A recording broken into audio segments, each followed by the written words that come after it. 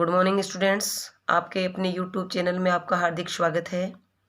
देखिए, पिछले वीडियो में संवाद सेतु के अध्याय समाचार लेखन से प्रश्नोत्तर पर चर्चा हुई थी और उसी अध्याय से आगे आज प्रश्नोत्तर देखते हैं, जिसमें आप पहला प्रश्न देखिए। सर्वे माध्यम या रेडियो के लिए समाचार लिखते समय किन बातों का ध्यान रखना चाहिए? यानी रेडियो को सर्वे माध्यम भी कहते हैं। सर्वे माध्यम कहिए और भले रेडियो कहिए, एक ही बात है। तो अपना प्रश्न है, सर्वे माध्यम या रेडियो के लिए समाचार लिखते समय किन बातों का ध्यान रखना चाहिए? तो देखिए, जिन बातों का ध्यान रखिए उनमें पहला देखिए, समाचार साफ सुथरी और टाइप कॉपी में हो ताकि वाचक को कोई परेशानी नहीं हो। समाचार साफ सुथरी टाइप कॉपी में लिखी होनी चाहिए, जिससे वाचक यानी समाचार पढ़ने वाले को किसी प्रकार की कोई परेशानी नहीं हो।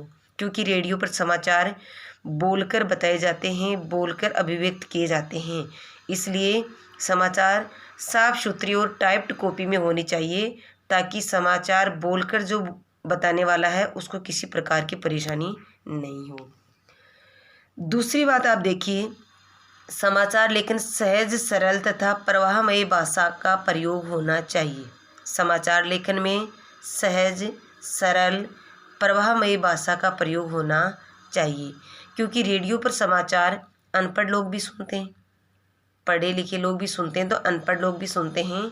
तो रेडियो समाचारों की भाषा सहज और सरल होनी चाहिए ताकि सुनने वाले लोगों की आसानी से समझ में आ जाए। अगला है डेडलाइन, संदर्भ और संक्षिप्ताक्षरों का इस्तेमाल काफ़ी सावधानी से करना चाहिए ताकि वाचक को कोई परेशानी न हो। डेडलाइन यानी समय सीमा का ध्यान रखना चाहिए। संदर्भ यानी संदर्भ को देखते हुए शब्दों का इस्तेमाल करना चाहिए। संक्षिप्त अक्षरों का मतलब है कि जो अपने संक्षिप्त अक्षर होते हैं उसका इस्तेमाल कम से कम करना चाहिए, क्योंकि संक्षिप्त अक्षर पढ़े लिखे साक्षर लोगों के अधिक समझ में आ सकते हैं, लेकिन अनपढ़ और निरक्षर लोग हैं उनके समझ में कम आते हैं। इसलिए हमें रेडियो के लिए समाचार लिखते हुए संक्षिप्त अक्षरों का इस्तेमाल सावधानी से या कम से कम करना चाहिए। अगला है, तिथियों को उसी तरह लिखना चाहिए जैसे हम बोलचाल में इस्तेमाल करते हैं। रेडियो के लिए समाचार लिखते समय तिथियों का उल्लेख उसी प्रकार करना चाहिए जैसे हम बोलचाल की भाषा में करते हैं, क्योंकि वही बात कि रेडियो के समाचार अनपढ़ या निरक्षर लोग भी सुनते हैं, तो आम बोलचाल की भाषा में तिथियों का प्रयोग होने से उनको आसानी से समझ में आ जाते हैं। ठीक है, अगला प्रश्न आप देखिए। अगला प्रश्न अपना है, समाचार लेखन में स्टोरी क्या है, स्पष्ट कीजिए। समाचार लेखन में स्टोरी क्या है, स्पष्ट कीजिए। तो देखिए, समाचार लेखन में स्टोरी क्या है। मीडिया की भाषा में समाचार या खबर को स्टोरी कहा जाता है। स्टोरी कोई अलग नहीं है, जिसको हम खबर कहते हैं, समाचार कहते हैं, मीडिया की भाषा में उसी को स्टोरी कहा जाता है। स्टोरी से तात्पर्य बड़ी या विस्तार पूर्वक लिखी जाने वाली खबरें होती हैं। यानी स्टोरी का मतलब होता है कि समाचारों में विस्तार पूर्वक और बड़ी बड़ी जो खबरें लिखी जाती हैं उन्हीं को स्टोरी कहते हैं। इसमें किसी समाचार को बड़े रूप में लिखकर पाठकों या दर्शकों को अवगत कराया जाता है। यानी कहने का मतलब है, स्टोरी के माध्यम से जो समाचार लिखा जाता है वो विस्तार पूर्वक लिखा जाता है, जबकि स्टोरी भी एक समाचार ही होता है। लेकिन स्टोरी और समाचार में अंतर ये हो जाता है कि समाचार थोड़ा संक्षिप्त होता है और सीमित शब्दों में होता है, और वही समाचार यदि विस्तार पूर्वक लिखा जाए तो वो स्टोरी बन जाती है। इस प्रकार की स्टोरी दैनिक समाचारों में कम होती है। यानी विस्तार पूर्वक किसी विषय पर विस्तार पूर्वक जो लिखे जाते हैं वो अपने दैनिक समाचार पत्र आते हैं उनमें कम होती हैं, वरन जो साप्ताहिक समाचार आते हैं, जो साप्ताहिक समाचार पत्र आते हैं उनमें ये स्टोरी ज़्यादा लिखी जाती हैं। प्रथम पृष्ठ पर छपने वाली खबरें कवर स्टोरी के नाम से जानी जाती है, और इन समाचार पत्रों में प्रथम पृष्ठ पर जो खबरें छपी जाती हैं उनको कवर स्टोरी के नाम से जानी जाती हैं। ये लघुत्रात्मक या वस्तुनिष्ठ प्रश्न इस तरह का पूछा जा सकता है, इसलिए आप यहाँ ध्यान दें कि प्रथम पृष्ठ पर छपने वाली खबरें कवर स्टोरी के नाम से जानी जाती हैं। ठीक है, अगला अपना प्रश्न है, देखिए, टेलीविज़न समाचारों में कौन कौन से गुण होते हैं अथवा समाचारों की विशेषता लिखिए। यानी टेलीविज़न समाचारों में कौन कौन से गुण होते हैं और समाचारों की क्या विशेषताएं होती हैं। तो देखिए, टेलीविज़न के लिए जो समाचार होते हैं उनकी विशेषताएं, सभी समाचार तथ्यों पर आधारित होते हैं। टेलीविज़न के लिए जो समाचार होते हैं वो तथ्यों पर आधारित होते हैं। तथ्य का मतलब होता है जो वास्तव में घटित हो गया, काल्पनिक नहीं होता है। तथ्य का मतलब है जो वास्तव में घटित हुआ है। तो टीवी के लिए जो समाचार लिखे जाते हैं वो तथ्यों पर आधारित होते हैं। फिर अगला देखिए, भाषा सरल, स्पष्ट और बोधगम्य होती है। टीवी के लिए जो समाचार होते हैं उसकी भाषा सरल, स्पष्ट और बोधगम्य होती है, यानी आसानी से समझ में आने वाली होती है। क्योंकि टीवी पर भी समाचार अनपढ़ या निरक्षर लोग भी सुनते हैं, तो उनके लिए भाषा सरल होना जरूरी है। भाषा में संक्षिप्तता, प्रवाह एवं दृश्य शामिल होते हैं। भाषा में थोड़ी संक्षिप्तता होती है। टीवी के जो समाचार आते हैं वो ज़्यादा विस्तारपूर्वक नहीं आते हैं, संक्षिप्त में ही होते हैं और दृश्य शामिल होते हैं, क्योंकि साथ साथ दृश्य भी दिखाए जाते हैं। फिर अगली विशेषता है, तथ्यों का दोहराव नहीं होता, यानी एक बात को बार बार नहीं बताया जाता। तथ्यों का दोहराव होने का मतलब है टीवी समाचारों में एक बात को एक बार बताया जाता है, एक बात को बार बार रिपीट नहीं किया जाता है। भ्रमित करने वाली सूचना का प्रसारण नहीं होता है। कोई भी काल्पनिक है, अफवाह है, कोई झूठी बात है, किसी भी घटना को लेकर भ्रमित करने वाली सूचना का प्रसारण टीवी पर नहीं होता है। विशेष विषयों पर केंद्रित बुलेटिन तैयार किए जाते हैं और विशेष विषयों पर भी समाचार तैयार किए जाते हैं। ये समाचार विश्वसनीय होते हैं क्योंकि इनमें दृश्य के साथ ही बाइट्स भी दिखाई जाती है। टीवी के लिए जो समाचार होते हैं इनकी प्रमुख विशेषता है कि ये विश्वसनीय होते हैं। टीवी के समाचार विश्वसनीय होते हैं। विश्वसनीय कैसे होते हैं? क्योंकि इनमें एक तो जो घटना घटित होती है उस घटना का वर्णन ही नहीं, घटना का दृश्य भी साथ में लिया जाता है। घटना का वर्णन ही नहीं, दृश्य भी लिया जाता है और साथ में बाइट्स भी होती है। बाइट्स का मतलब है कि जहाँ घटना घटित होती है वहाँ की कथन, वहाँ का संवाद, वहाँ के जो प्रत्यक्षदर्शी व्यक्ति हैं उनके कथन भी दिखाए जाते हैं। बाइट्स का मतलब कथन से होता है। तो लोग, जो घटना घटित होती है वहाँ जो लोग मौजूद होते हैं उनके कथन भी दिखाए जाते हैं और साथ ही वहाँ का दृश्य भी लिया जाता है। इसलिए टीवी के समाचार विश्वसनीय होते हैं। ये टीवी समाचारों की प्रमुख विशेषता है। ठीक है, अगला प्रश्न आप देखिए, समाचारों के अंतर्गत हार्ड न्यूज या सॉफ्ट न्यूज में क्या अंतर है? समाचारों में हार्ड न्यूज़ भी आती हैं और सॉफ्ट न्यूज़ भी आती हैं। तो आप यहाँ देखेंगे कि हार्ड न्यूज़ कौन सी होती हैं और सॉफ्ट न्यूज़ कौन सी होती हैं। तो आप देखिए कि हार्ड न्यूज़ में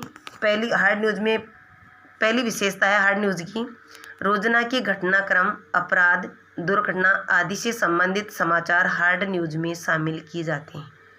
यानी रोज़ घटनाक्रम होते हैं, जैसे आपराधिक घटनाएं घटित होती हैं, दुर्घटनाएं होती हैं, आदि से संबंधित समाचार जो अखबार में आते हैं, टीवी पर आते हैं, उनको हार्ड न्यूज़ कहते हैं। उनको हार्ड न्यूज़ कहते हैं। कौन सी?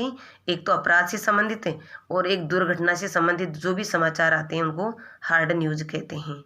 हार्ड न्यूज़ की दूसरी विशेषता है, इस प्रकार के समाचारों का प्रभाव प्राय दैनिक समाचारों में ही रहता है। यानी आपराधिक घटनाओं के समाचार, दुर्घटनाओं के समाचार, ये दैनिक समाचार पत्रों में आते हैं। इस प्रकार के समाचार दिल को दहलाने वाले होते हैं। यानी किसी भी आपराधिक घटना और दुर्घटना का समाचार हम भले किसी भी दूर दराज क्षेत्र का पढ़ते हैं तो भी हमारा दिल दहल जाता है, एक बार हमारे मन में डर सा लगता है और बड़ा दुख होता है। इसलिए हार्ड न्यूज़ में अपराध और दुर्घटना से संबंधित खबरें होती हैं, साथ ही ये दैनिक समाचार पत्रों में छपती हैं। इसके साथ इनकी विशेषता है कि ये दिल को दहलाने वाली होती हैं। अब आप देखिए सॉफ्ट न्यूज़ कौन सी होती हैं। मानवीय रुचि से जुड़ी खबरें, संवेदनाओं को स्पर्श करने वाले समाचार सॉफ्ट न्यूज़ में शामिल किए जाते हैं। मानवीय रुचि से जुड़ी भी, मानवीय रुचि में आप देखेंगे जैसे कमेंट्री से संबंधित समाचार हैं, मनोरंजन से संबंधित हैं, कला से संबंधित हैं और जीवन शैली से संबंधित जो समाचार छपते हैं उनको सॉफ्ट न्यूज़ कहते हैं। यानी अखबार में, टीवी पर, रेडियो पर केवल अपराध और दुर्घटनाओं से संबंधित समाचार नहीं आते हैं, कला, मनोरंजन, जीवन शैली से संबंधित भी आते हैं। तो कला और मनोरंजन, जीवन शैली से संबंधित जो समाचार आते हैं वो सॉफ्ट न्यूज़ में आते हैं। अपराध और दुर्घटना से संबंधित होते हैं वो हार्ड न्यूज़ में आते हैं। ठीक है। सॉफ्ट न्यूज़ की अगली विशेषता है, इस प्रकार के समाचारों का प्रभाव साप्ताहिक और मासिक समाचार पत्रों में बना रहता है। यानी हार्ड न्यूज़, अपराध और दुर्घटना संबंधी समाचार दैनिक समाचार पत्रों में आते हैं, अपने जैसे दैनिक भास्कर है, राजस्थान पत्रिका, इनमें आते हैं। जबकि कला, मनोरंजन, जीवन शैली, इनसे संबंधित जो समाचार हैं वो दैनिक समाचार पत्रों में कम आते हैं और साप्ताहिक और मासिक समाचार पत्रों में ज़्यादा आते हैं। तो ये दोनों में अंतर है। फिर ये समाचार आत्मस्पर्श करने वाले होते हैं, यानी हार्ड न्यूज़ दिल को दहलाने वाले, डराने वाले होते हैं और ये आत्मस्पर्श करने वाले होते हैं। ठीक है। अगला प्रश्न देखिए, अखबार, मुद्रित माध्यम, प्रिंट माध्यम व टीवी या दृश्य श्रव्य माध्यम के समाचारों में क्या अंतर है? यानी अखबार, मुद्रित माध्यम, प्रिंट माध्यम, इनके लिए समाचार लिखे जाते हैं। एक टीवी, जिसको दृश्य श्रव्य माध्यम कहते हैं, उसके लिए समाचार लिखे जाते हैं। उन दोनों समाचारों में क्या अंतर है? देखिए, अखबार व टीवी दोनों ही माध्यम समाचारों के क्षेत्र में अपनी महत्वपूर्ण भूमिका निभाते हैं। समाचारों के क्षेत्र में दोनों ही की महत्वपूर्ण भूमिका है, अखबार और टीवी। लेकिन फिर भी दोनों के समाचारों में कुछ अंतर होते हैं। तो चलिए देखिए कौन कौन से अंतर होते हैं। जिनमें पहला अंतर है, मुद्रित माध्यम अखबार की विशेषताएं ये होती हैं और दृश्य श्रव्य माध्यम टीवी की विशेषताएं ये होती हैं। तो देखिए दोनों की विशेषताओं में क्या अंतर है। मुद्रित माध्यम की जो विशेषता, पहली विशेषता है, ये एक पठन माध्यम है। मुद्रित माध्यम या अखबार एक पठन माध्यम है, यानी इसमें समाचार पढ़कर जाने जाते हैं। अखबार के माध्यम से समाचार हम पढ़कर प्राप्त कर सकते हैं। जबकि देखिए टीवी, जिसको दृश्य श्रव्य माध्यम कहते हैं, ये एक दृश्य श्रव्य माध्यम है, यानी उस पर समाचार पढ़े जाते हैं और यहाँ पर देखे भी जाते हैं और सुने भी जाते हैं। टीवी में समाचार सुने जाते हैं, दृश्य यानी देखे जाते हैं, और अखबार में केवल समाचार पढ़े जाते हैं। इसलिए अखबार को पठन माध्यम कहते हैं और टीवी को दृश्य श्रव्य माध्यम कहते हैं। चलिए दूसरा अंतर है मुद्रित माध्यम के बारे में, अखबार के बारे में। इसका संबंध प्राय साक्षर वर्ग से ही होता है, अर्थात ये निरक्षर व्यक्तियों के लिए उपयोगी नहीं है। यानी अखबार का संबंध केवल साक्षर पढ़े लिखे लोगों से संबंध होता है, क्योंकि अखबार के माध्यम से समाचार वही प्राप्त कर सकता है जो व्यक्ति पढ़ा लिखा हो। अखबार के समाचार वही पढ़ सकता है जो पढ़ा लिखा हो। निरक्षर व्यक्ति या अनपढ़ व्यक्ति अखबार के समाचार नहीं पढ़ सकता है, इसलिए उनके लिए उपयोगी नहीं है। अब देखिए, इसका संबंध साक्षर व निरक्षर दोनों व्यक्तियों से होता है। टीवी समाचारों का संबंध साक्षर व निरक्षर दोनों तरह के व्यक्तियों से होता है, क्योंकि टीवी पर समाचार देखे और सुने जाते हैं। टीवी पर समाचार देखे व सुने जाते हैं, यानी समाचार सुने जाते हैं और दृश्य देखे जाते हैं। इसलिए अनपढ़ व्यक्ति भी दृश्य देख सकते हैं और समाचार सुन सकते हैं। इसलिए टीवी के जो समाचार हैं उनका संबंध साक्षर और निरक्षर दोनों व्यक्तियों से होता है। अगला अंतर देखिए, इस माध्यम में समाचार उल्टा पिरामिड शैली में लिखे जाते हैं। अखबार में जो समाचार होते हैं वो उल्टा पिरामिड शैली में लिखे जाते हैं। पिछले वीडियो में मैं बता चुकी हूँ कि समाचार उल्टा पिरामिड शैली में लिखे जाते हैं, यानी महत्वपूर्ण बातें सबसे ऊपर लिखी जाती हैं और कम महत्व की बातें सबसे बाद में लिखी जाती हैं।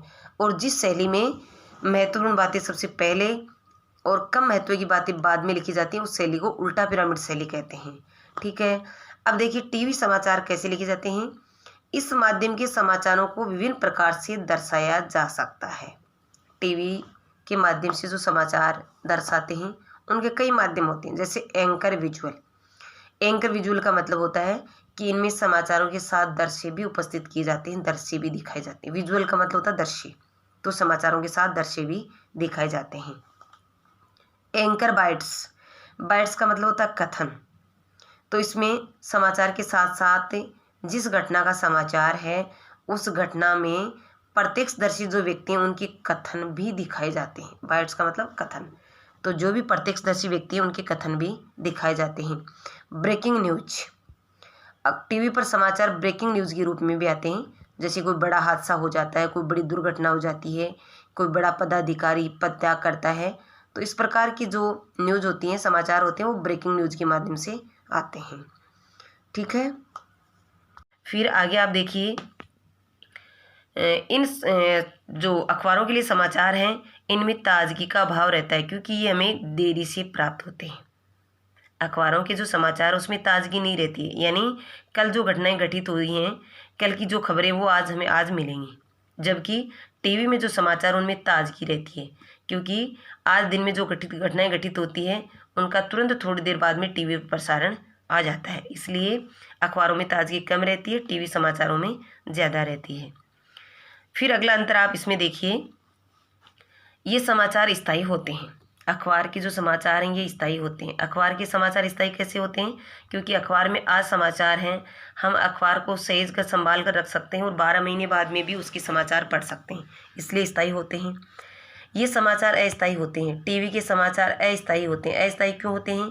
क्योंकि टीवी पर समाचार यदि 12:10 पर आ रहे हैं तो हमें उसी दिन और उसी समय सुनने होंगे, कल हमें वो न्यूज़ प्राप्त टीवी पर नहीं होगी, इसलिए वो अस्थायी होते हैं। ठीक है, अगला अंतर इसमें जो है वो ये है कि ये समाचार केवल पढ़े जाते हैं। अखबार के समाचार केवल पढ़े जाते हैं, ऐसे में शब्द शुद्धि, व्याकरण नियम आदि का विशेष ध्यान रखा जाता है। ये समाचार लिखित रूप में हमारे सामने आते हैं। अखबार के जो समाचार हैं वो लिखित रूप में हमारे सामने आते हैं, इसलिए माना जाता है कि लिखित भाषा में हमेशा शब्द शुद्धि और व्याकरण नियमों का ध्यान रखना बहुत आवश्यक है। तो हमारे सामने लिखित रूप में आने के कारण और पढ़े जाने के कारण इनमें शब्द शुद्धि और व्याकरण नियमों का ध्यान रखना बहुत ज़रूरी है। इनके साथ ही टीवी के जो समाचार होते हैं, टीवी समाचार होते हैं वो बोले जाते हैं, हमारे सामने मौखिक रूप में हमें सुनने को मिलते हैं, इसलिए उनमें व्याकरण नियमों का ध्यान रखना ज़रूरी नहीं है, इसलिए व्याकरण नियम इसमें ज़्यादा प्रभावी नहीं होते हैं। धन्यवाद। अभी इस अध्याय से कुछ प्रश्नोत्तर और बच गए हैं जो अगले वीडियो में प्रस्तुत किए जाएंगे।